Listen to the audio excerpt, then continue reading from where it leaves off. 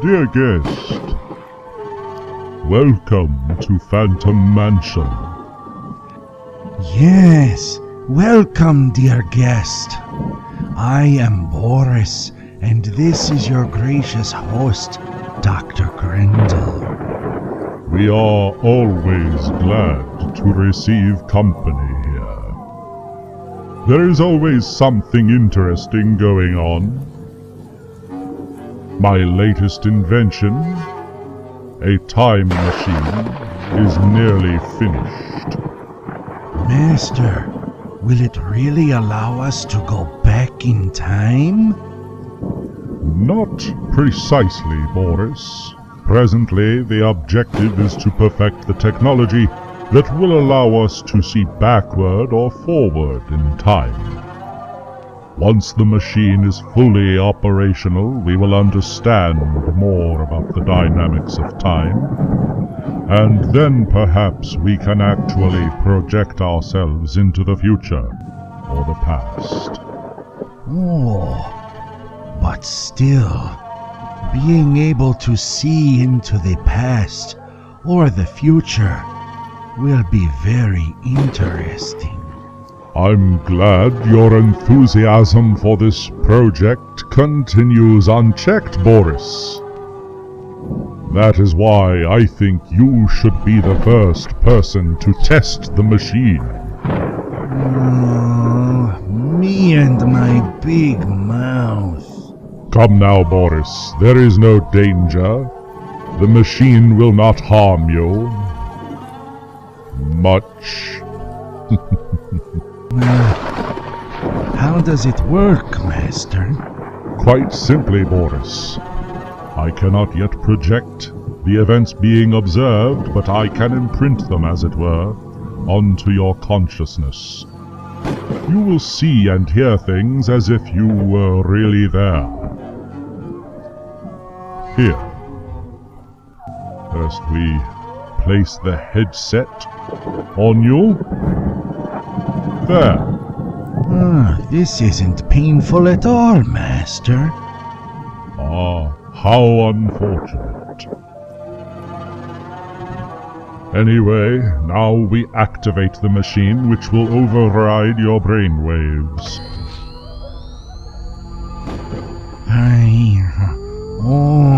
Now we attune the machine until we have the proper wavelength.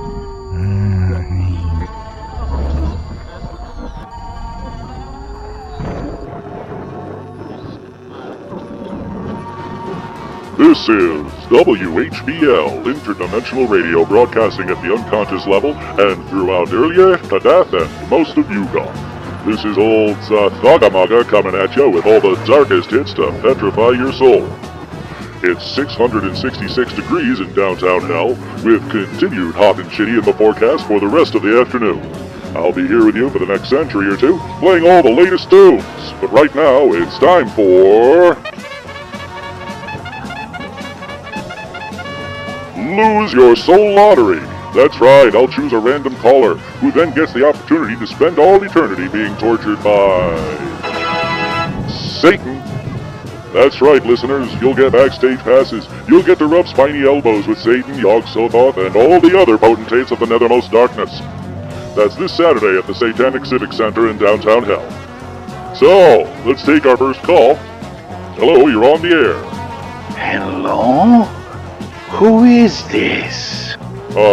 Sir, you're going to have to turn your radio down. What? I don't have a radio. Oh, well, then it must be your soul. Hold on while I swallow your soul for you. And while that is, of course, scientifically interesting, it is not the result that I had hoped for. I shall have to calibrate the device further.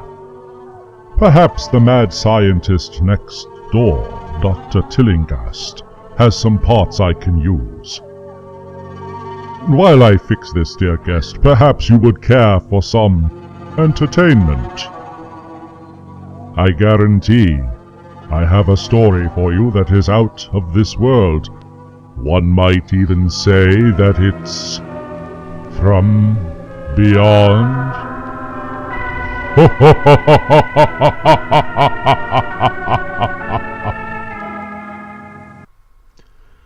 From Beyond by H.P. Lovecraft.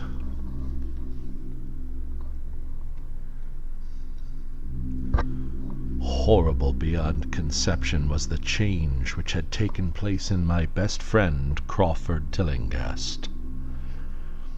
I had not seen him since that day, 2 months and a half before, when he had told me toward what goal his physical and metaphysical researches were leading, when he had answered my awed and almost frightened remonstrances by driving me from his laboratory and his house in a burst of fanatical rage. I had known that he now remained mostly shut in the attic laboratory with that accursed electrical machine, eating little and excluding even the servants. But I had not thought that a brief period of 10 weeks could so alter and disfigure any human creature.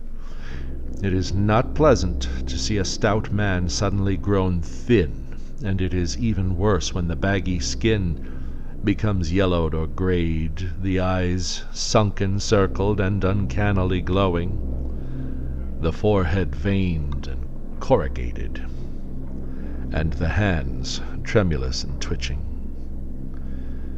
And if added to this there be a repellent unkemptness, a wild disorder of dress, a bushiness of dark hair white at the roots, and an unchecked growth of pure white beard on a face once clean-shaven, the cumulative effect is quite shocking.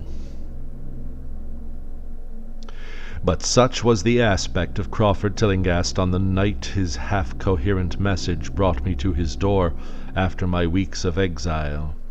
Such the spectre that trembled as it admitted me, candle in hand, and glanced furtively over its shoulder as if fearful of unseen things in the ancient, lonely house set back from Benevolent Street.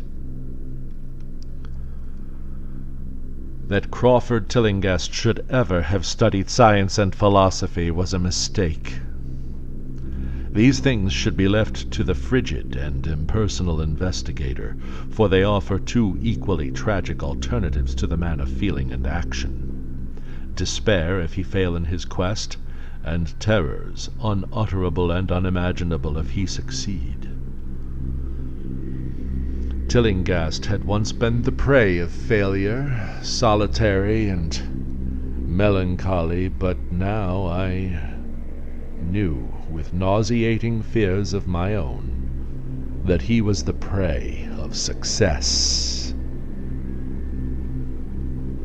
I had indeed warned him 10 weeks before, when he burst forth with his tale of what he felt himself about to discover.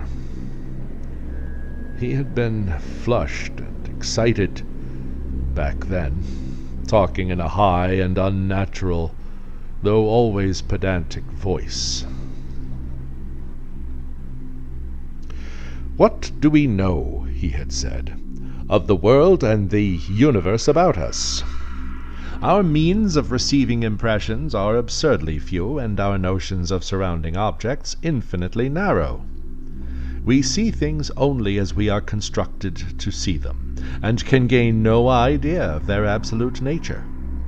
With 5 feeble senses we pretend to comprehend the boundlessly complex cosmos, yet other beings with a wider, stronger, or different range of senses might not only see very differently the things we see, but might see and study whole worlds of matter, energy, and life, which lie close at hand, and yet can never be detected with the senses we have. I have always believed that such strange, inaccessible worlds exist at our very elbows, and now I believe I have found a way to break down the barriers. I am not joking. Within 24 hours, that machine near the table will generate waves acting on unrecognized sense organs that exist in us as atrophied or rudimentary vestiges. Those waves will open up to us many vistas unknown to man, and several unknown to anything we consider organic life. We shall see that at which dogs howl in the dark, and at which cats prick up their ears after midnight. We shall see these things and other things which no breathing creature has seen. We shall overleap time, space, and dimensions, and without bodily motion, peer to the bottom of creation. When Tillinghast said these things, I remonstrated, for I knew him well enough to be frightened rather than amused.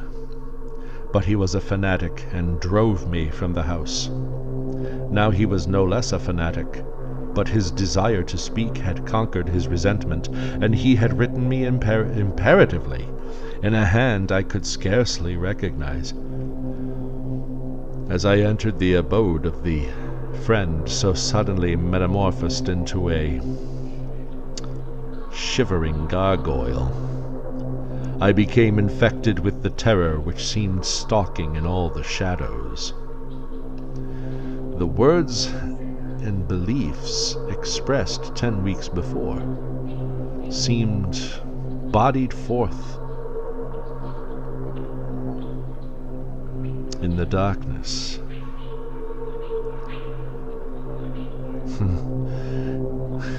Bodied forth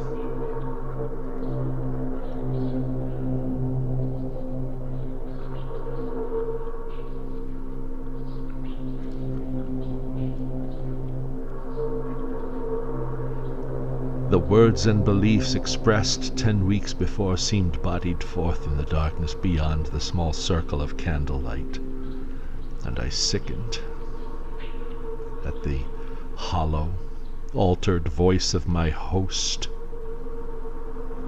I wished the servants were about, and I did not like it when he said they had all left 3 days previously.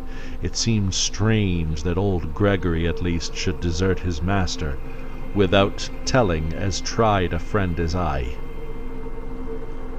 It was he who had given me all the information I had of Tillinghast after I was repulsed in rage. Yet I soon subordinated all my fears to my growing curiosity and fascination. Just what Crawford Tillinghast now wished of me, I could only guess. But that he had some stupendous secret or discovery to impart, I could not doubt. Before, I had protested at his unnatural pryings into the unthinkable. Now that he had evidently succeeded to some degree, I almost shared his spirit, terrible though the cost of victory appeared. Up through the dark emptiness of the house I followed the bobbing candle in the hand of this shaking parody of a man.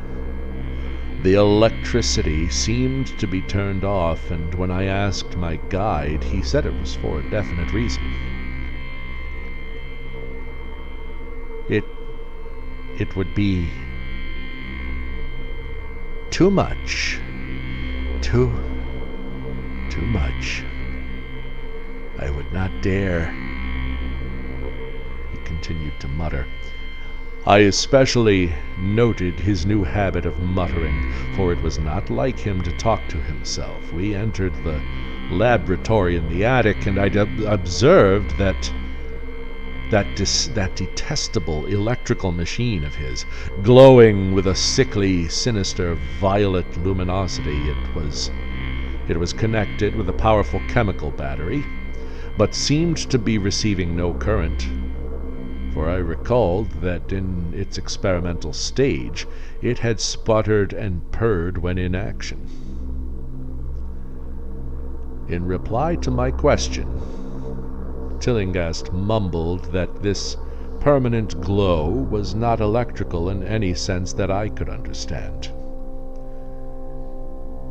He now seated me near the machine so that it was on my right, and turned a switch somewhere below the crowning cluster of glass bulbs. The usual sputtering began, and turned to a whine, and terminated in a drone so soft as to suggest a return to silence. Meanwhile, the luminosity increased, waned again, then assumed a pale outre color, or blend of colors which I could neither place nor describe. Tillinghast had been watching me and noted my puzzled expression. "Do you know what that is?" he whispered. "That is ultraviolet." He chuckled oddly at my surprise. "You thought ultraviolet was invisible, and so it is, but you can see that, and many other invisible things now."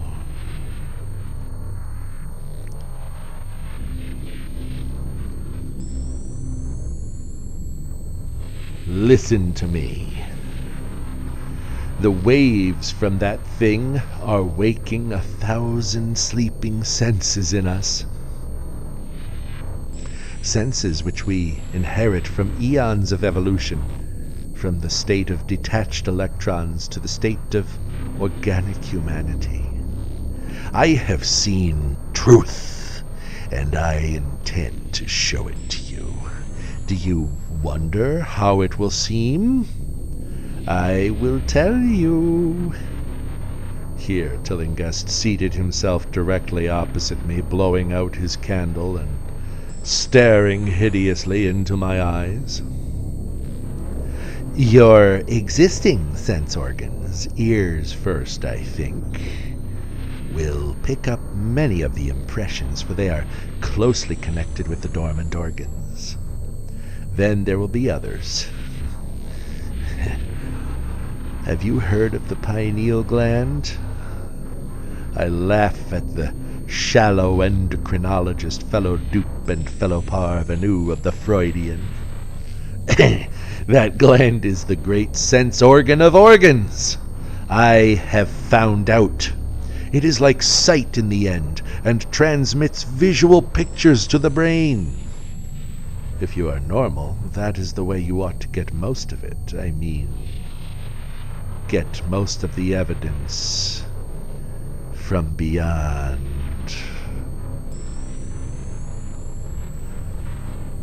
I looked about the immense attic room with the sloping south wall, dimly lit by rays which the everyday eye cannot see. The far corners were all shadows, and the whole place took on a hazy unreality, which obscured its nature and invited the imagination to symbolism and phantasm. During the interval that Tillinghast was silent, I fancied myself in some vast and incredible temple of long-dead gods, some vague edifice of innumerable black stone columns, reaching up from a floor of damp slabs to a cloudy height beyond the range of my vision. The picture was very vivid for a while, but gradually gave way to a more horrible conception, that of utter, absolute solitude in infinite, sightless, soundless space. There seemed to be a void, and nothing more, and I felt a childish fear which prompted me to draw from my hip pocket the revolver I almost always carried after dark, since the night I was held up in East Providence. Then from the farthermost regions of remoteness the sound softly glided into existence. It was definitely faint, subtly vibrant, and unmistakably musical, but held a quality of surpassing wildness, which made its impact feel like a delicate torture of my whole body. I felt sensations like those one feels when accidentally scratching ground glass. Simultaneously, there developed something like a cold draft, which apparently swept past me from the direction of the distant sound. As I waited breathlessly, I perceived that both sound and wind were increasing, the effect being to give me an odd notion of myself as tied to a pair of rails in the path of a gigantic approaching locomotive. I began to speak to Tillinghast, and as I did so, all the unusual impressions subtly and abruptly vanished. I saw only the man, the glowing machine, and the dim apartment. Tillinghast was grinning repulsively at the revolver which I had almost unconsciously drawn, but from his expression I was sure he had seen and heard as much as I, if not a great deal more. I whispered what I had experienced, and he bade me to remain as quiet and receptive as possible. "Don't move," he cautioned. "In these rays we are able to be seen, as well as to see. I told you the servants left, but I didn't tell you how. It was that thick-witted housekeeper. She turned on the lights downstairs. I've been frightful. I could hear the screams up here in spite of all I was seeing and hearing from another direction, and later it was rather awful to find those empty heaps of clothes around the house. Mrs. Updike's clothes were close to the front hall switch. That's how I know she did it. It got them all. But so long as we don't move, we're all fairly safe. Remember, we're dealing with a hideous world in which we are practically helpless. Keep still."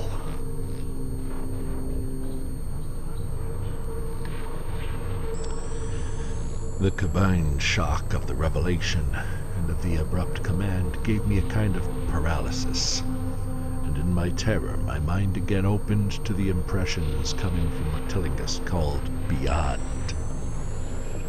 I was now in a vortex of sound and motion, with confused pictures before my eyes. I saw the blurred outlines of the room, but from some point in space there seemed to be pouring a seething column of unrecognizable shapes or clouds, penetrating the solid roof at a point ahead and to the right of me. Then I glimpsed the temple-like effect again, but this time the pillars reached up to an aerial ocean of light, which sent down one blinding beam along the path of the cloudy column I had seen before. After that, the scene was almost wholly kaleidoscopic, and in the jumble of sights, sounds, and unidentified sense impressions, I felt that I was about to dissolve or in some way lose the solid form. One definite flash I shall always remember.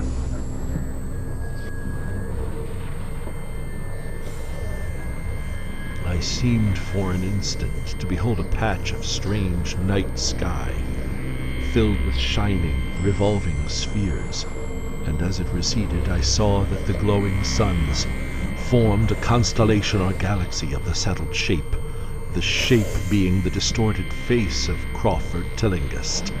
At another time I felt the huge animate things brushing past me and occasionally walking or drifting through my supposedly solid body, and I thought I saw Tillinghast look at them as though his better trained senses could catch them visually. I recalled what he had said of the pineal gland and wondered what he saw with this preternatural eye. Suddenly I myself became possessed of a kind of augmented sight. over and above the luminous and shadowy chaos arose a picture which, though vague, held the elements of consistency and permanence. It was indeed somewhat familiar, for the unusual part was superimposed upon the usual terrestrial scene, much as a cinema view may be thrown upon the painted curtain of a theater. I saw the attic laboratory, the electrical machine, and the unsightly form of Tillinghast opposite me, but of all the space unoccupied by familiar material objects, not one particle was vacant. Indescribable shapes, both alive and otherwise, were mixed in disgusting disarray, and close to every known thing were whole worlds of alien, unknown entities. It likewise seemed that all the known things entered into the composition of other unknown things, and vice versa.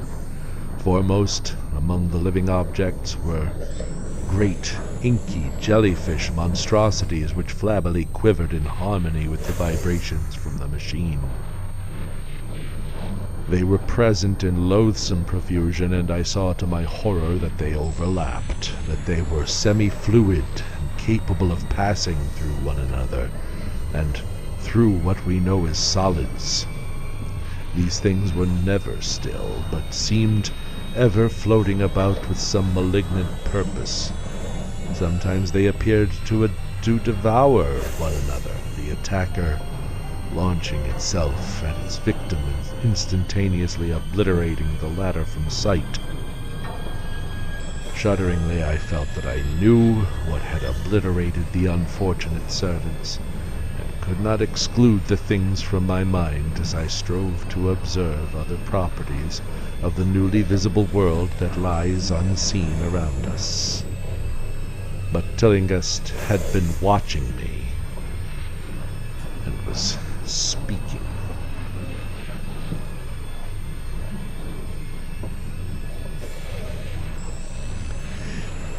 You see them? You see them? You see the things that float and flop about you and through you every moment of your life? You see the creatures that form what men call the pure air and the blue sky? Have I not succeeded in breaking down the barrier? Have I not shown you worlds that no other living men have seen? I heard him scream through the horrible chaos, and looked at the wild face thrust so offensively close to mine. His eyes were pits of flame, and they glared at me with what I now saw was overwhelming hatred. The machine droned detestably. You think those floundering things wiped out the servants? Fool, they are harmless, but the servants are gone, aren't they? You tried to stop me. You discouraged me when I needed every drop of encouragement I could get. You were afraid of the cosmic truth, you damned coward. But now I've got you. What swept up the servants? What made them scream so loud? Don't know, eh? You'll see. You'll know soon enough. Look at me. Listen to what I say. Look at me. Do you suppose there are really any such things as time and magnitude? Do you fancy there are such things as form and matter? I tell you, I have struck depths that your little brain can't picture. I have seen beyond the bounds of infinity and drawn down demons from the stars. I have harnessed the shadows that stride from world to world to sow death and madness. Space belongs to me, do you hear? Things are hunting me now, the things that devour and dissolve. But I know how to elude them. It is you they will get, as they got the servants. Stirring, dear sir? I told you it was dangerous to move. I have saved you so far by telling you to keep still. Saved you to see more sights and to listen to me. If you had moved, they would have been at you long ago. don't worry.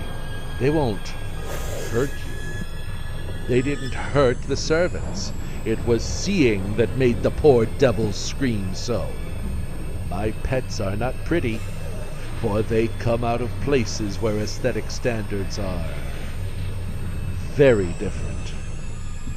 Disintegration is quite painless, I assure you, but I want you to see them.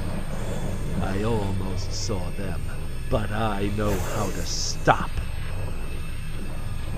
You're not curious? I always knew you were no scientist. Trembling, Trembling with anxiety to see the ultimate things I have discovered?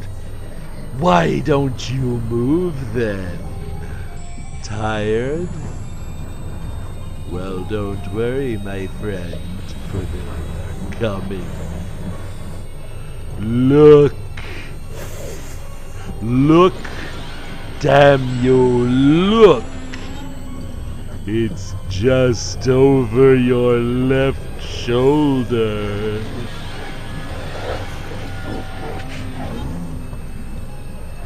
What remains to be told is very brief, and may be familiar to you from the newspaper accounts. The police heard a shot in the old Tillinghast house and found us there. Tillinghast dead and me unconscious. They arrested me because the revolver was in my hand, but released me in 3 hours, after they found it was apoplexy which had finished Tillinghast, and saw that my shot had been directed at the noxious machine which now lay hopelessly shattered on the laboratory floor. I did not tell very much of what I had seen, for I feared the coroner would be skeptical, but from the evasive outline I did give, the doctor told me I had undoubtedly been hypnotized by the vindictive and homicidal madman.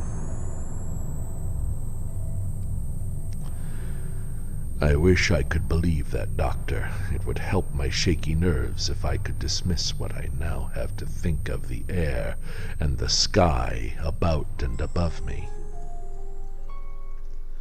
I never feel alone or comfortable, and a hideous sense of pursuit sometimes comes chillingly on me when I am weary. What prevents me from believing the doctor is this one simple fact: that the police never found the bodies of those servants whom they say Crawford Tillinghast murdered.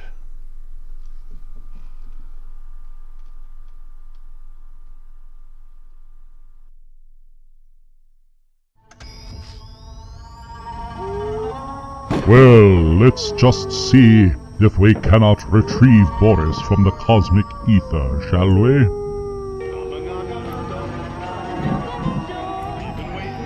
No, that's definitely not it.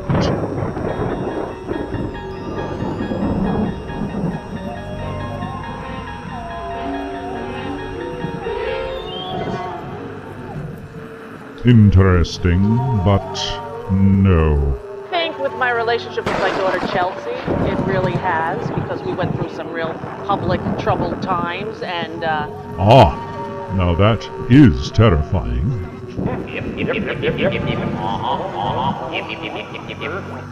No.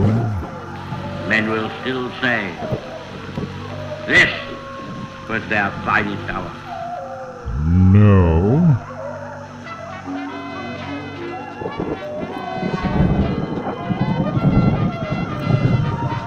Definitely not.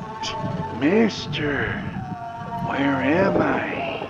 You are being projected over a pocket of radio waves. If I can't get you back in your right mind, there's no telling what could happen.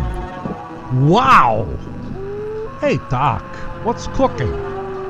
Trouble with your new toy? Can't get him back, huh? Too bad. I was right in the middle of War and Peace, but I'd like to get back to it. Allow me. Master, where have I been? Oh, shut up. Clearly, further adjustments need to be made on the time machine, dear guest. And so, as another visit draws to a close, I invite you to return next time when Boris and I shall have worked out the bugs. Until then, stay frightened.